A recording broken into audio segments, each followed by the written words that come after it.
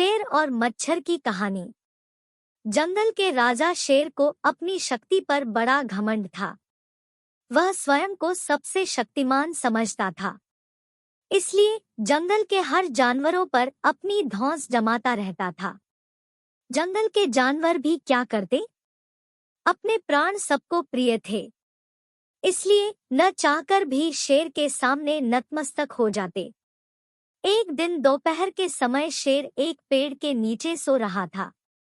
वहीं एक मच्छर भिनभिना रहा था, जिससे शेर की नींद में खलल पड़ रहा था। वह एक मच्छर से बोला, ए मच्छर, देखता नहीं मैं सो रहा हूँ। भाग यहाँ से, नहीं तो मसल कर रख दूंगा। मच्छर बोला, क्षमा करे वनराज, मेरे कारण आपकी नींद में व्यवधान उत्पन्न हुआ, किंतु आप मुझे ये बात नम्रता से भी कह सकते हैं।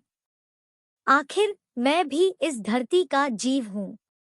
अच्छा, तो तू छोटा सा मच्छर मुझसे जुबान लड़ाएगा?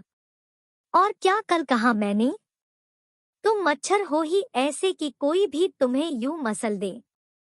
मैं तो ये बार बार कहूंगा, क्या बिगाड़ लोगे तुम मेरा?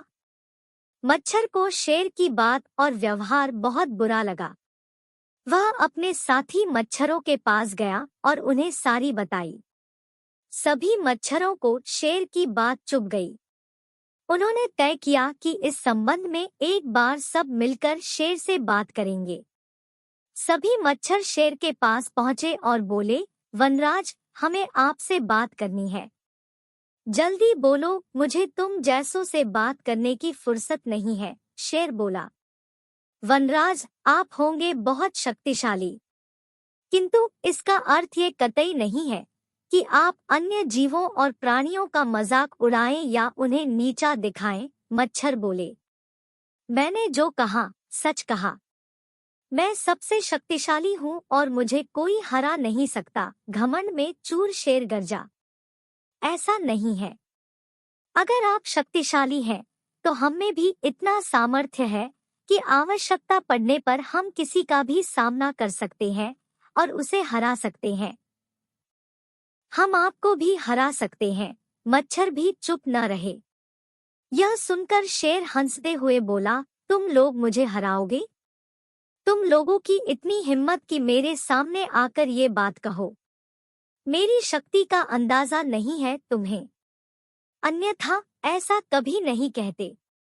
अभी भी समय है, भाग जाओ यहाँ से, नहीं तो कोई नहीं बचेगा। शेर के घमंड ने मच्छरों को क्रुद्ध कर दिया। उन्होंने ठान लिया कि इस शेर को मजा चखा कर ही रहेंगे। वे सारे एकजुट हुए और शेर पर टूट पड़े। वे जगह-जगह उसे काटने लगे। वह दर्द से करा उठा। इतने सारे मच्छरों का सामना करना उसके बस के बाहर हो गया। वह दर्द से चीखता हुआ वहां से भागा, लेकिन मच्छरों ने उसका पीछा नहीं छोड़ा। वह जहां भी जाता, वे भी उसके पीछे जाते और उसे काटते। आखिरकार शेर को झुकना पड़ा। उसने हार मान ली। वह मच्छरों के सामने गिड़गिड़ाने लगा, मुझे बख्श दो, मुझसे गलती हो गई, जो मैंने तुम्हें तुच्छ समझकर तुम्हारा मजाक उड़ाया और तुमसे बुरा व्यवहार किया। आज तुमने मेरा घमंड तोड़ दिया है। अब मैं कभी किसी को नीचा नहीं दिखाऊंगा। मच्छरों ने शेर को सबक सिखा दिया था, इसलिए उन्होंने उसे काटना बंद कर दिया। वे बोले, घमंडी का घमंड कभी न कभी अवश्य टूटता है। आज तुम्हारा टूटा है। घमंड करना छोड़ दो, अन्यथा एक दिन ये तुम्हें ले डूबेगा। और कभी किसी प्राणी को नीचा मत समझो, हर किसी का अपना सामर्थ्य और शक्ति होती है। शेर तौबा करते हुए वहां से भाग गया। शिक्षा, घमंडी का सिर नीचा।